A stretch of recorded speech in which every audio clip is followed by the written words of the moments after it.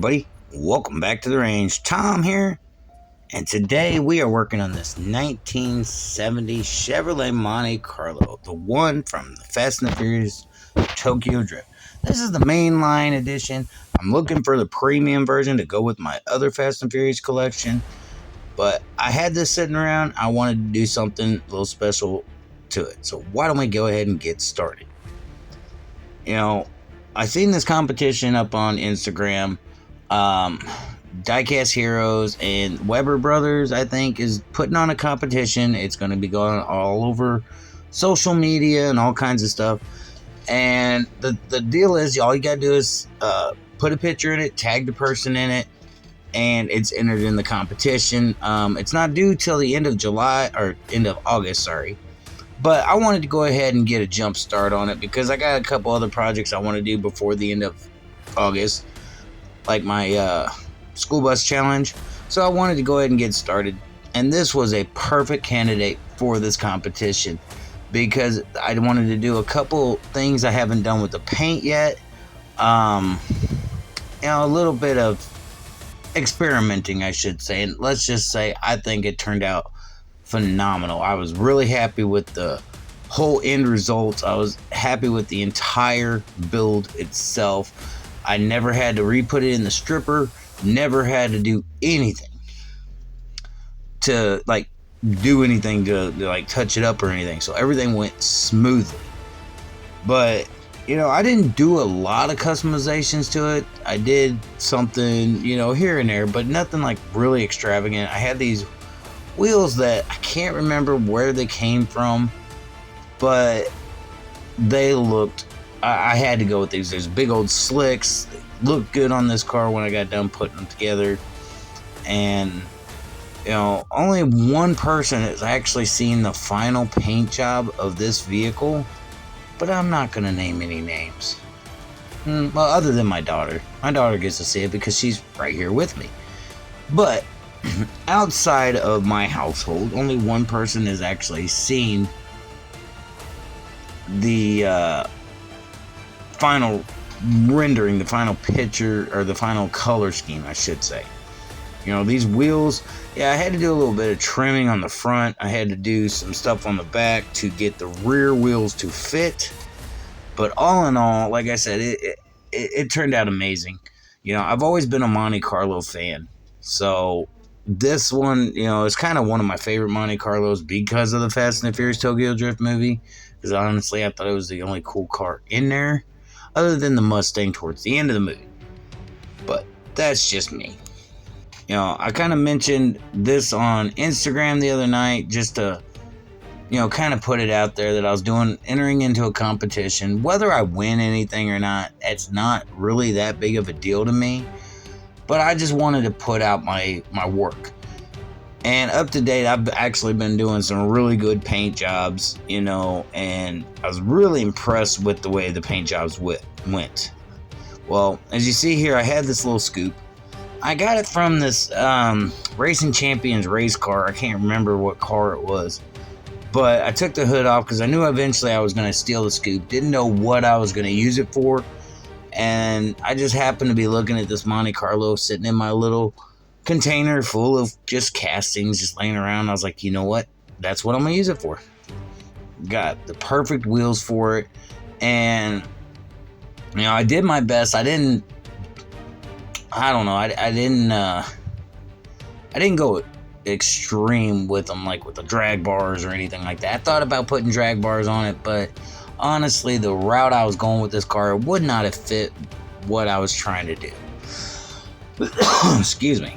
But, getting this already hood, this, plastic hood already put on, everybody's like, because they seen the hood I was putting on it, and they're like, man, that's a pretty good scoop.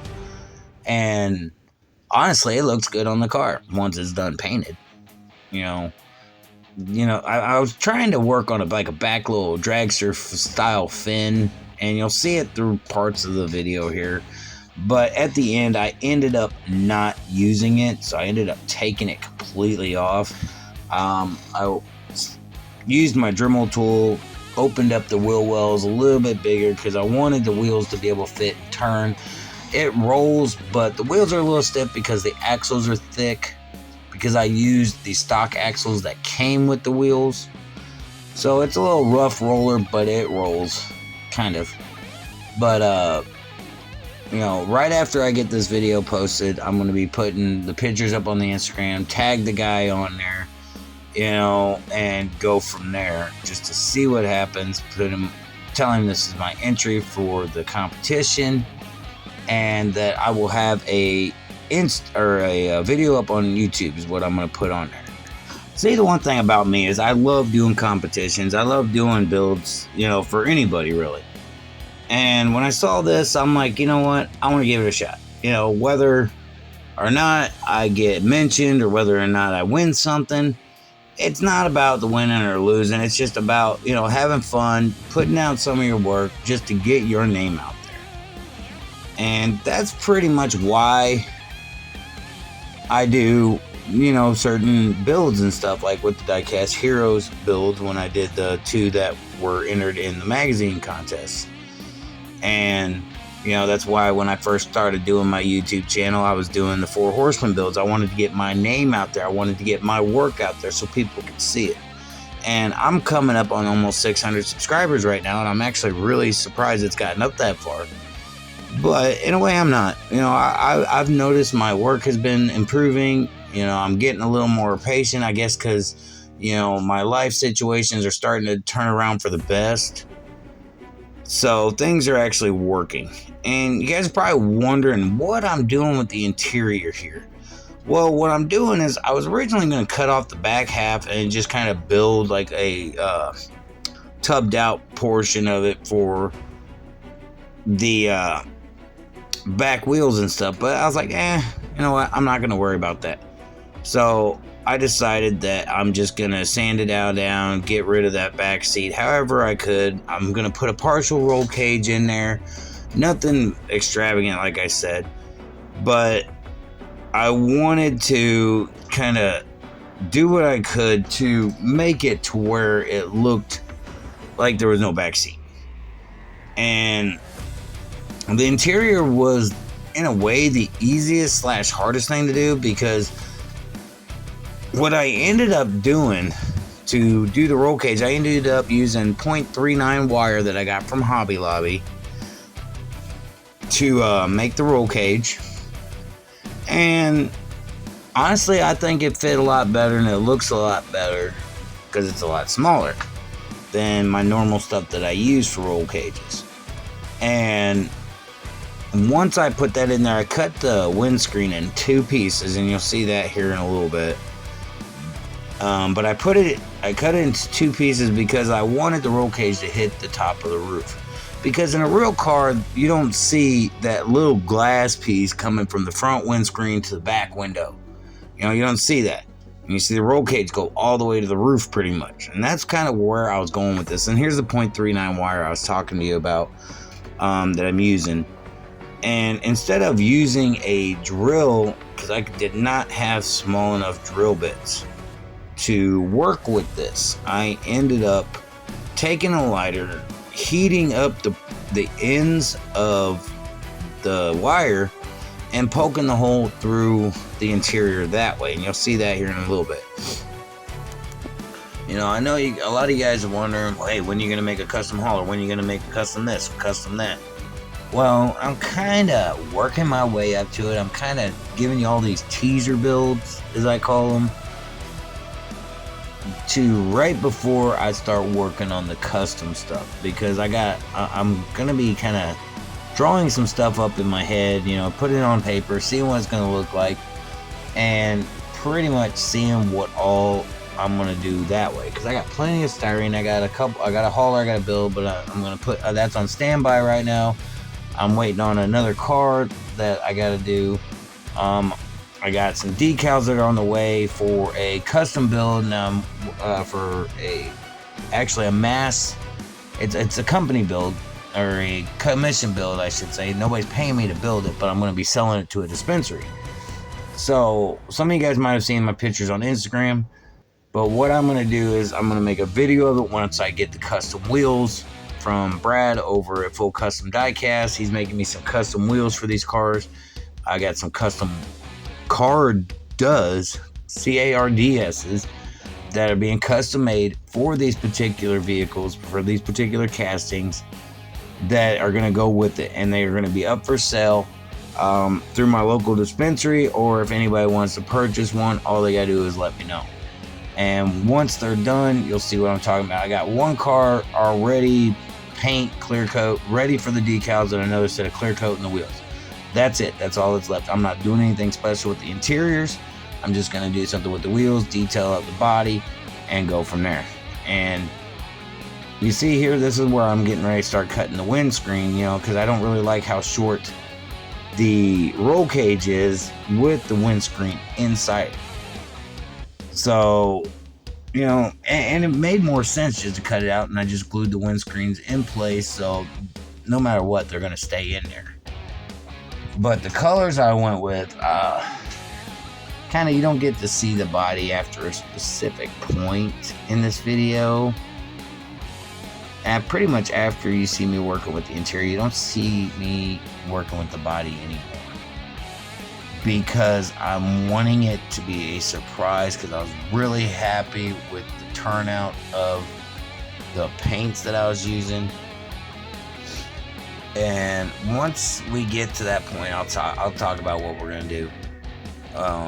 But right now I'm kind of positioning the roll cage in, getting it set up to the right height, to where when I put it in, it's gonna come together. It's gonna screw together with the posts and everything.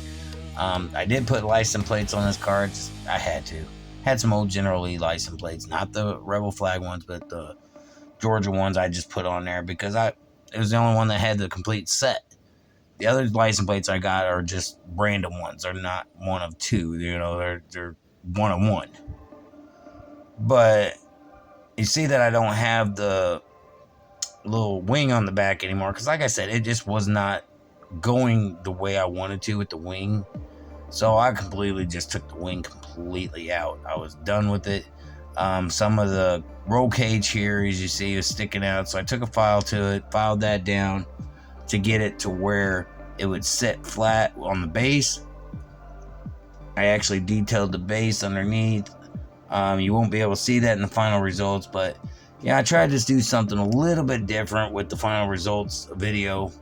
Had kind of like a little spotlight shining on the casting to kind of show you the colors of the paint.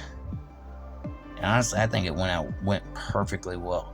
You know, because I wanted you guys to see the color of the paint. I wanted you guys to see what I did. And this one was probably one of my favorite builds that I've done so far, because everything went so smoothly on it. And I don't really do a lot of, I'm just going to tell you, candy colored paints, because I always have problems with it. Like, I don't know how to say it. I do it from a distance, you know, I do it up close, whatever. But either way it goes, no matter how I do it, whether I'm doing it right or wrong, it always tends to build, some of the paint decides to build up around where the wheel wells are at, or where some of the grooves are at. But it did not happen with this casting. Everything went smooth, from the paint to attaching the wheels to everything. Went so smooth with this car. I literally thought something was going to screw up right at the last minute, because I was like, nothing could go this smooth. Why is it going this smooth? My luck is usually it's back in the stripper by now, like right during this part of a video. But I didn't have to worry about it. I did not have to worry about it going back in the stripper, so I was stoked about that. I was really happy. You know, you guys have seen me build roll cages before, so, you know, I kind of don't have to explain what I'm doing here in the video. For this competition, like, I was really wanting to be a part of it. I really did. I seen it. I'm like, you know what, Diecast Heroes is a sponsor of it, and I'll kind of, right before we go to see what we started off with, you'll see I got the competition info, well, not the information, but who's putting it on, the sponsors of it, you know, and that kind of deal. What I did was, with the base, or with the interior, I did a aluminum color. I let it dry for about few hours before I decided to paint it with this wicked black to match what I did with the hood. And yes, I painted the hood of this car black. And honestly, I think it looks great. Honestly, if it would have just been one color, it wouldn't have looked as cool as it did, I think. But I detailed it up the best that I could. I need to get some new paintbrushes because mine are kind of eh. But all in all, it worked out for the best. Because painting the interiors really ain't that difficult. You know, just making sure you got a small enough brush to cover the little nicks and crannies. And yeah, sometimes it's really hard to do just like certain parts of it. If I'm painting an aluminum color, kind of want that little bit of different colors to break it up, I should say. And that's kind of what I did with the black seats and the black dash, just to break it up and, you know, give it a little bit more of I don't know what it's called, but, you know, I wanted to kind of space it out a little bit, give it a little bit more detailed, I should say. And all in all, I wanted to put a NOS bottle in this, but the NOS bottles I had were small, which were perfect size, but the only problem was I didn't have any more. Now, the NOS bottle I ended up putting in this thing was a little bit bigger than I was expecting, but you remember what Brian O'Connor said in the first one? He goes, I need one of the big ones. One of the big NOS bottles. Well, that's what made me think, you know what? Let's put a big NOS bottle in it. And it covers up over half the back seat. I'm telling you. You know. And look at the size of this NOS bottle. Like, it's huge. This thing will literally smoke anything on the freaking drag strip. I'm telling you. Let's just say I'd love to be behind the wheel of this car. I'd love to own this car, you know.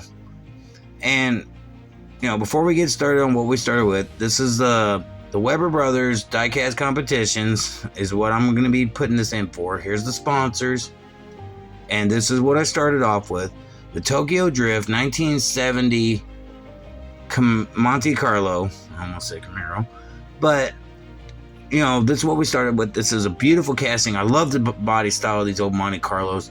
This one just was it had to, I had to give it a better stance, better look, you know. But without further ado, why don't we go ahead and check out the final results.